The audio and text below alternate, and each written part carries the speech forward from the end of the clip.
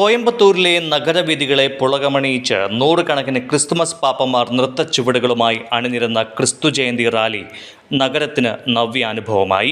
Zero Malabar സഭയുടെ രാമനാഥപുരം രൂപത ക്രിസ്തുജയന്തിയുടെ സമാപനത്തോടനുബന്ധിച്ച് യൂബൽ 2025 Christmas Carol rally വൈവിധ്യങ്ങൾ കൊണ്ട് പുതുമകൾ നിറഞ്ഞതായിരുന്നു.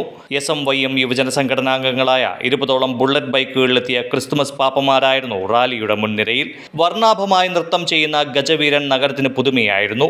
LED ലൈറ്റുകളാൽ പ്രകാശിതമായ നൃത്തം ചെയ്തെത്തിയ മാലാഖവൃന്ദം റാലിക്ക് ചാരുതയേകി. രൂപതയിലെ 27 ഇടവകകളിൽ നിന്നും 9 മിഷൻ സെന്ററുകളിൽ നിന്നുമായി എത്തിയ 2000ഓളം വരുന്ന ക്രിസ്തുമസ് പാപ്പന്മാർ ത്രസിപ്പിക്കുന്ന ചുവടുവയ്പ്പുകളുമായി റാലിയിൽ അണിനിരന്നു. രൂപതയിലെ വിവിധ ഇടവകകളെ 6 സോണുകളായി തിരിച്ചുകൊണ്ടായിരുന്നു ക്രിസ്തുമസ് പാപ്പന്മാർ റാലിയിൽ പങ്കെടുത്തത്.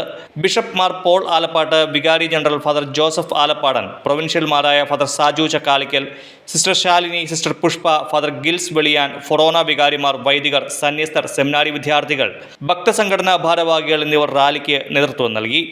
ഗാന്ധിപുരം ലൂർദ് ഫൊറോന ദേവാലയത്തിൽ നിന്ന് ആരംഭിച്ച് ക്രോസ് കട്ട് റോഡിലൂടെ നഗരം ചുറ്റി 100 അടി റോഡിലൂടെ വന്ന് മേരി റാണി സ്കൂൾ അങ്കണത്തിൽ റാലി സമാപിച്ചു.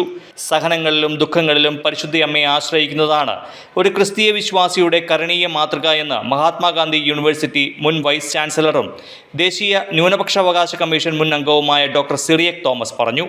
രാമനാഥപുരം രൂപതയുടെ ആഭിമുഖ്യത്തിൽ ഗാന്ധിപുരം ലൂർദ് ഫൊറോന ദേവാലയത്തിൽ സംഘടിപ്പിച്ച പൊതുസമ്മേളനം ഉദ്ഘാടനം ചെയ്ത് സംസാരിക്കുകയായിരുന്നു അദ്ദേഹം. മറിയം മനുഷ്യകുലത്തിൻ്റെ മുഴുവൻ അമ്മയാണ്, അത് യാഥാർത്ഥ്യവുമാണ്.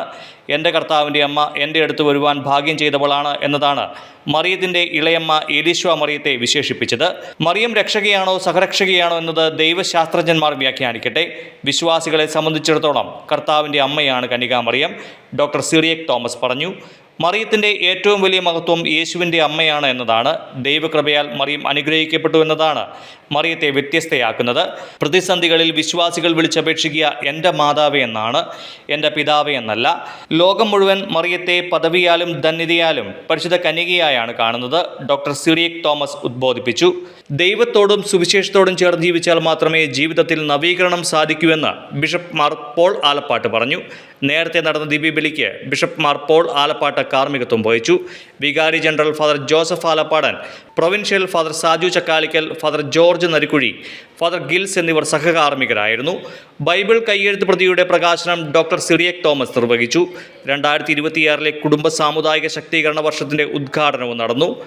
ദിവ്യകാരുണ്യ ആശീർവാദവും സ്നേഹവിരുന്നും ഉണ്ടായിരുന്നു. ഫാദർ തോമസ് കാവുങ്കൽ ജനറൽ കൺവീനറും father Shajan Chirampan joint general കൺവീനറുമായ സംഘാടക സമിതിയാണ് ക്രിസ്തു ജയന്തി സമാപന ആഘോഷങ്ങൾക്ക് നേതൃത്വം നൽകിയത്.